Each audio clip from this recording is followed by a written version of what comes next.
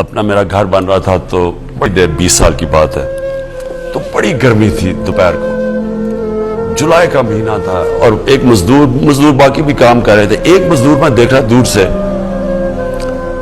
तो वो उसकी कमीज पसीना पसीना हुई थी, बाकी रेस्ट करते थे, पानी पीते थे, वो मुसलसल काम करता गया। मैंने जब काम खत्म हुआ उसके बाद मैंने उसके पास आया, मैंने कहा देखो, उसको मैंने कोई पैसे दिए, मैंने कहा मैं बड़ा आज मुतासर हुआ हूं कि तुम्हारी जिस तरह तुमने काम किया।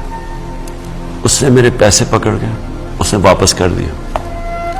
कहता है जिसके लिए मैं मजदूरी कर रहा हूं उसके पैसे मुझे मिलते हैं, इसके लिए मैंने काम नहीं किया।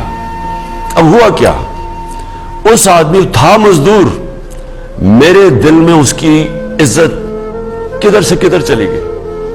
क्योंकि जो एक इंसान में गैरत होती है ना, दुनिया उसकी इज्जत करती है। ये नहीं थी कि वो मजदूर था, वो अपनी इज्जत उसकी प्यारी थी कि मैं क्यों किसी से पैसे लूं।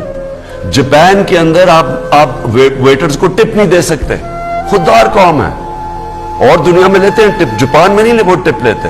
वो कहते जी हमने तो जिसके लिए हमें पैसे मिल रहे हैं। मैं कहने का मेरा मकसद यह है कि हम ही अपने आप को जलील कर रहे हैं। बेगर्स आर नॉट चूजर्स, क्योंकि हम मकरूज हैं, हमें गुलामी करनी पड़ेगी। ये एक जो अचकन सलवा के बैठा हुआ है, वो जब ऐसी बात करता है, मुझे बताओ कि कौम किधर रह जाती है।